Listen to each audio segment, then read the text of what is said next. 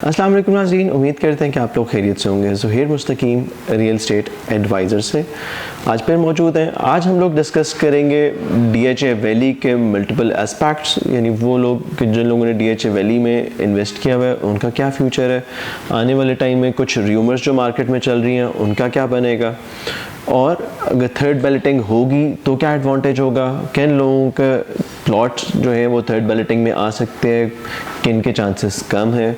अगर facts figures को देखा जाए, अगर कुछ रफ कैलकुलेशंस की जाए तो काफ़ी हद तक अंदाज़ा हो सकता है। सो इन डिटेल्स में जाने से पहले आप लोग चैनल सब्सक्राइब कर लें और वीडियो को एंड तक देखना ना भूलिएगा, ताकि अगर आपने ऑलरेडी इन्वेस्टमेंट की हुई है DHA वैली में, या आप लोग अगर प्लान करें DHA वैली में इन्वेस्टमेंट के लिए, तो आपको बेहतर इंसाइट्स मिल सके और उसके बेस पे आप कुछ बेहतर प्लान कर सके फॉर योर फ्यूचर। तो अगर DHA वैली को देखें तो बहुत इफेक्टिव्स यहाँ पे देखने को मिलते हैं, क्योंकि लोग हमेशा DHA में सिर्फ नाम के ट्रस्ट की वजह से इन्वेस्ट करते हैं, लेकिन ये DHA वैली उन कम प्रोजेक्ट्स में से है DHA के जिसमें लॉस देखने को मिला। 2008 में स्टार्ट होने के बाद डिलीवरी ना होना, इवन इतना टाइम के 2008 से अभी 1-1.5 साल पहले तक भी सिचुएशन में ज़्यादा फ़र्क नहीं पड़ा था। या तो प्लॉट्स आइदर उसी प्राइस पे थे जिस प्राइस पे जितनी पेमेंट आप कर चुके हुए, या कुछ लॉस पे चल रहे थे, 30,000 माइनस पे, 50,000 माइनस पे चल रहे थे। लेकिन पिछले 6 से 8 महीने में एक डिफरेंट चीज़ देखने को मिली। जब से पोजेशन लेटर्स जो है DHA वैली ने लॉन्च किए, उसके बाद प्राइसेस इंक्रीज़ होना शुरू हुई, और उसके साथ साथ ही DHA वैली ने अपने मैक्सिमम मशीनरी जो है ऑन ग्राउंड ले आए और मल्टीपल ब्लॉक्स में डेवलपमेंट स्टार्ट कर दी, जिससे एक चीज़ का अंदाज़ा तो हुआ कि DHA वैली की जो मैनेजमेंट है इसको बहुत सीरियस ले रही है, और अब शायद ही वो टाइम आ चुका है कि अब इसमें से प्रोग्रेस देखने को मिले। और वो टाइम आया। पिछले 6 महीने के अंदर लोगों ने बहुत प्रॉफिट जनरेट किया। जिन लोगों ने होल्ड किया, जिन लोगों ने इसमें परचेजिंग की हुई थी, कम सर चार्जेस पे थे या बैलेटेड प्लॉट्स थे, पोजेशन लेटर्स मिले, तो उनको काफ़ी स्पाइक्स देखने को मिले हैं प्राइसेस में। प्राइसेस वेरिएशंस भी बहुत देखने को मिली हैं, और आने वाले टाइम में अब क्योंकि और मशीनरी भी डिप्लॉय हो रही है, जिसका मतलब ये कि आने वाले टाइम में और डेवलपमेंट होगी और पोजेशन मिल सकेगा, क्योंकि अभी तक पोजेशन उस तरह से नहीं मिला। पोजेशन लेटर्स मिले हैं लेकिन पोजेशनेबल प्लॉट्स नहीं मिले जहाँ पे आप कंस्ट्रक्शन स्टार्ट कर सकें। अगर बैकग्राउंड देखते हैं सोसाइटी का, तो यहाँ पे फर्स्ट बैलेट, सेकंड बैलेट, इन 2 बैलेटिंग हो चुकी हुई है। थर्ड बैलेटिंग के र्यूमर है मार्केट में कि थर्ड बैलेट होना है, जिसमें तकरीबन 3 से 4 हज़ार प्लॉट्स निकलने हैं। लेकिन अगर आप कंफर्म न्यूज़ की बात करें तो कोई कंफर्म न्यूज़ मार्केट में नहीं है। ये वही र्यूमर है जो डीलर टू डीलर जो है स्प्रेड की गई है ताकि मार्केट में सेल परचेज रहे, लेकिन एज सच उस तरीके से सोसाइटी की तरफ से कंफर्मेशन नहीं है। सोसाइटी ये क्लेम करती है कि उन लोगों ने बैलेटिंग करनी है, थर्ड बैलेटिंग होनी है, कब होनी है लेकिन ये नहीं पता, इस मंथ, नेक्स्ट मंथ, इस चीज़ का किसी को आइडिया नहीं है। आने वाले टाइम में जो और फ़ायदे या एडवांटेजेस हो सकते हैं वो भी आपको बताते चले। एक सबसे बड़ा एडवांटेज जो सोसाइटी को होगा या प्राइसेस में इंक्रीज़ देखा जाएगा, वो ब्लू बेल का ब्रिज है। ब्लू बेल के ब्रिज में हम लोगों ने अपडेट्स भी दिखाई हैं कि ब्रिज पे काम चल रहा है, काफ़ी फास्ट पेस पे काम चल रहा है, लेकिन still it will take like 6 months at least. लेकिन अगर 6 महीने में भी बनता है तो उसका काफ़ी अच्छी वो है, और उससे फ़ायदा सारे ब्लॉक्स को होगा, स्पेशली ब्लू बेल और ब्लू बेल के साथ जो आगे आपके पास ब्लॉक्स आते हैं, क्योंकि उन पे और प्राइसेस में इंक्रीज़ देखा जाएगा। ब्लू बेल का ब्रिज अभी कंप्लीट नहीं है, लेकिन स्टिल प्राइसेस ब्लू बेल के सबसे ज़्यादा हैं। शायद एलिवेशन और हाइट पे होने की वजह से भी प्राइसेस वहाँ पे बहुत ज़्यादा है। आने वाले टाइम में आपको जो है जब ये एंट्रेंस मिल जाएगी ब्लू बेल से, तो एक एडवांटेज तो होगा, लेकिन अभी जो एक इनडायरेक्ट एडवांटेज और आ रहा है वो सिग्नल फ्री इस्लामाबाद कॉरिडोर का आ रहा है, जिसका मतलब ये कि DHA वैली से अगर आप जाते हैं DHA 5 से हाईवे पे कनेक्ट करते हैं तो कोई सिग्नल भी नहीं होंगे और कोई कंजेशन भी नहीं होगी। अभी जो कंजेशन आपको गुलबर्ग या DHA या काकपुल के पास देखने को मिलती है, आगे आने वाले 4 से 6 महीने के अंदर ये कंजेशन भी ख़त्म हो जाएगी। इसका मतलब है कि यहाँ से आपने अगर मोटरवे की तरफ जाना है या आपने ट्रैवल करना है टूवर्ड्स ब्लू एरिया, तो आपको कोई ना कंजेशन मिलेगी ना ट्रैफिक मिलेगी। तो ये काफ़ी बड़ा एडवांटेज है, जिसकी वजह से अभी बाकी सोसाइटीज़ पे तो इम्पैक्ट आया, प्राइसेस में भी डिफरेंस देखने को मिला, इवेंचुअली इस सोसाइटी पे भी फ़र्क पड़ेगा। सो जो एक और प्रोजेक्ट जो काफ़ी एडवांटेज देगा वो टूरिस्ट कॉरिडोर है। टूरिस्ट कॉरिडोर जो है वो एक हाईवे बनने जा रही है जो कि कनेक्ट करेगी कलर संगीता से, यानी अब पिंडी की ट्रैफिक को, और मरी लोअर टोपा की तरफ, और रास्ते में वो इस मरी जैसे और एरियाज़ जो स्पॉटेड हैं कोटली सतिया वाली साइड पे, वो उसको भी कनेक्ट करेगी। इवेंचुअली इससे फ़ायदा जो है DHA वैल्यू को काफ़ी ज़्यादा होगा, क्योंकि वो जो आपके कॉरिडोर बनने जा रहे हैं वो बॉर्डर ही बनता है DHA वैली का, जहाँ से स्टार्ट हो रहे हैं। जिसका मतलब है कि अगर यहाँ पे भी देखा जाए तो यहाँ पे भी एक पिकनिक स्पॉट जो है, जो कि अभी आपको पूरा इस्लामाबाद ट्रैवल करके जाना पड़ता है, वो काफ़ी करीब आ जाएगा। और इवेंचुअली जो टूरिस्ट कॉरिडोर है उसके दोनों साइड्स पे आपके पास जो है कमर्शियल्स और बिजनेस अपॉर्चुनिटीज़ आनी है, जिसका अल्टीमेटली एडवांटेज जो है DHA वैली को भी होगा। फिर एक और आपके पास जो प्रोजेक्ट है, जैसे आने वाले टाइम में ओवरऑल इस्लामाबाद पिंडी के सब एरियाज़ को ही फ़ायदा होना है, वो रिंग रोड का प्रोजेक्ट है। रिंग रोड जो है उसकी इनॉग्रेशन तकरीबन 25 दिसंबर को होनी है, और वो रेडियो पाकिस्तान या रवात से स्टार्ट होगा और मोटरवे तक कनेक्ट करेगा। जिसका मतलब ये है कि अगर DHA वैली से भी ट्रैवल करना पड़ता है या मोटरवे से डायरेक्ट अगर आप DHA वैली आना चाहते हैं, तो आपको पूरे इस्लामाबाद के बीच में से गुजर के नहीं आना होगा, आप डायरेक्टली रिंग रोड पे चढ़ेंगे और वहाँ से रवात से डायरेक्टली DHA वैली एंटर हो जाएंगे। तो ये मल्टीपल एडवांटेजेस हैं जो आगे आने वाले कुछ टाइम में जो है होंगे, और इसके मल्टीपल एडवांटेजेस आपको सोसाइटी पे भी नजर आएगा। अब क्योंकि पिछले टाइम में हमें सबसे ज़्यादा क्यूरीज ये आती हैं कि यार किस तरीके से हम ये डिसाइड करें कि हमें जो है प्लॉट को होल्ड करना है या उसको सेल करना है, या हमने अगर परचेजिंग करनी है तो वो कौन से प्लॉट्स की करनी है, अगर सेल करना है तो कौन से प्लॉट्स को करना है।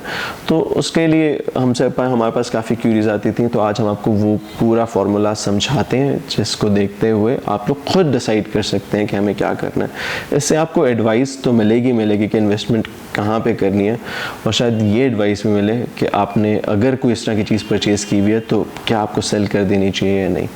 तो अगर आप रूल्स के हिसाब से देखें, तो अगर आप ग्राफ्स देखें या स्टैट्स देखते हैं यहाँ के, तो तकरीबन 70,000 प्लॉट्स DHA वैली के अंदर हैं। ओवरऑल लैंड की अगर आप बात करें तो तकरीबन 165,000 कनाल्स की लैंड है, जो कि बहुत बड़ी जगह है। फर्स्ट बैलेट सेकंड बैलेट हुआ यहाँ पे तकरीबन ओवरऑल प्लॉट्स देखें तो 13 से 15% प्लॉट्स जो हैं वो बैलेट हुए हैं। इसका मतलब है कि अगर 70,000 प्लॉट्स हैं तो उसमें से तकरीबन 9 या 10,000 प्लॉट्स जो हैं वो फर्स्ट और सेकंड बैलेट में आए हुए हैं।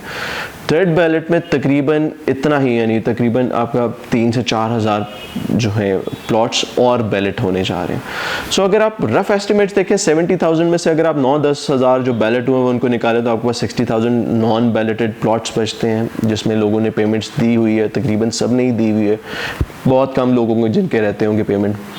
तो जिन लोगों ने पेमेंट्स दी हुई हैं आइदर वो ज़ीरो सरचार्ज पे हैं या मिनिमम सरचार्ज पे हैं, वेव्ड ऑफ हैं, या हाई सरचार्ज की तरफ गए हुए हैं। हाई सरचार्ज आपके पास बोगनवेला और मैग्नोलिया में भी काफ़ी आ जाता है, क्योंकि वहाँ पे ज़्यादातर डॉलर्स में ट्रांजैक्शन हुई थी और पिछले 1-1.5 साल में डॉलर्स जिस तरह से ऊपर गया तो वहाँ पे सरचार्ज और इंक्रीज़ हो गया। यानी फॉर एग्जांपल अगर आप कहते हैं कहीं पे जो है $60 का सरचार्ज था, तो उसको अगर आप रुपीज़ में कन्वर्ट करें तो प्राइस गोज़ रियली हाई।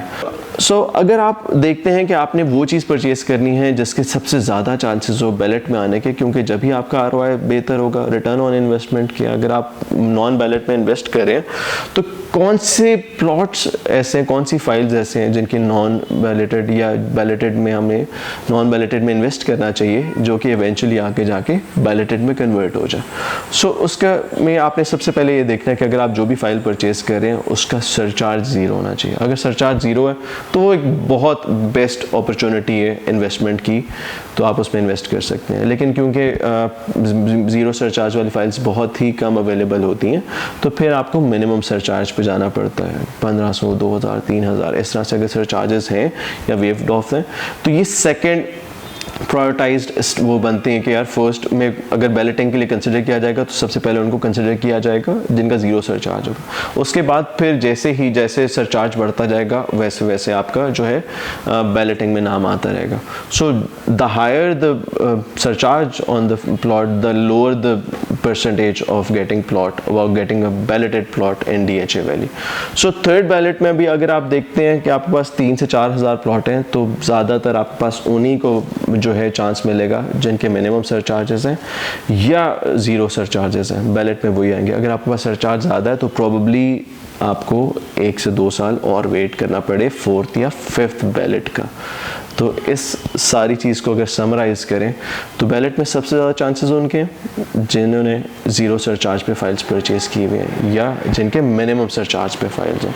अगर सरचार्ज ज़्यादा है तो प्रॉबली आपको फोर्थ बैलेट का वेट करना पड़ेगा या फिफ्थ बैलेट का वेट करना पड़ेगा। यूजली साल में एक ही बैलेट होता है, अगर फोर्थ का वेट करेंगे तो प्रॉबली नेक्स्ट ईयर, अगर कंसिडरिंग के थर्ड बैलेट जो है वो इसी साल हो जाता है, और अगर फिफ्थ बैलेट का वेट करेंगे तो दैट मीन्स लाइक 2023 एटलीस्ट। हमारे पास इस तरह की भी बहुत सारी क्यूरीज आ रही थी कि हमारे पास हमने फाइल्स परचेज की हुई हैं और सरचार्ज उन पे ज़्यादा है, तो फ्यूचर क्या देखते हैं। तो future is really certain considering the amount of third ballot के थर्ड बैलेट में कितने प्लॉट्स आएंगे, उससे पता यही चलता है कि शायद आपका थर्ड बैलेट में नाम नहीं आ सकेगा अगर आपका सरचार्ज ज़्यादा है, फोर्थ बैलेट या फिफ्थ बैलेट की तरफ ही जाएंगे। सो ऐसे तमाम कस्टमर्स जिन्होंने फ़ाइल तो परचेज़ की हुई है लेकिन सरचार्ज ज़्यादा है, उनके लिए आइदर दो तरीके हैं, या वो वेट करें फोर्थ और फिफ्थ बैलेट के लिए। फोर्थ और फिफ्थ बैलेट के लिए वेट करना तब बेहतर है जब आप जो है आपके किचन एक्सपेंसेस डिस्टर्ब नहीं होते, ये पहले भी पड़े हुए थे भी पड़े रहे, कोई फ़र्क नहीं पड़ता। लेकिन अगर आप इसको सेफ इन्वेस्टमेंट या इसका रिटर्न ऑन इन्वेस्टमेंट बेहतर करना चाहते हैं तो सेकंड तरीका ये कि आप इसको सेल करें या आप यहाँ पे किसी और ब्लॉक में इन्वेस्ट करें, या आपको इससे बेहतर या इसी तरह का और कोई बेहतर जो करेंटली आपको बेहतर ROI दे सके उस प्रोजेक्ट में इन्वेस्ट कर दें ताकि वो आपको आने वाले टाइम में बेहतर इन्वेस्ट कर सके। लेकिन यहाँ पे शायद आपको वेट ही करना पड़ेगा, इसके अलावा और कोई चारा नहीं रहता। सोसाइटी बड़ी है, इवेंचुअली डेवलप होनी है, डेवलप करने के प्लान में लगते हैं। मशीनरी जितनी यहाँ पे भी काम कर रही है उतनी आसपास की सोसाइटीज़ में हमें नज़र नहीं आती जितनी लेवल की मशीनरी है, जितने नंबर ऑफ आप मशीनरी की बात करते हैं, जितने ये लोग अभी ऑन ग्राउंड यहाँ पे काम कर रही है। आपको हमारी डेवलपमेंट वीडियोस में वो नज़र भी आएगी, जिससे आपको बेहतर आइडिया होगा कि यहाँ पे डेवलपमेंट वर्क कैसा चल रहा है। क्योंकि आने वाले टाइम में एक न्यूज़ तो ये भी है कि पोजेशन लेटर्स बाकियों को भी मिल जाएंगे। जैसे कि सेकंड बैलेटिंग के वो लोग जिनको पोजेशन लेटर्स नहीं मिले उनको पोजेशन लेटर्स भी मिलेंगे, और आने वाले 6 महीने से 1 साल में शायद पोजेशंस भी देना शुरू कर दें कि लोग रहना शुरू हो जाएं यहाँ पे। सो नाज़रीन, आज के लिए इतना ही था। अगर DHA वैली में आप सेल परचेज़ करना चाहते हैं या आप अपने प्लॉट्स की असेसमेंट कराना चाहते हैं या एडवाइस लेना चाहते हैं तो आप नीचे दिए गए हुए नंबर पे हमसे रब्ता कर सकते हैं। आज के लिए इतना ही था। अपना बहुत ख्याल रखिएगा। अल्लाह हाफ़िज़।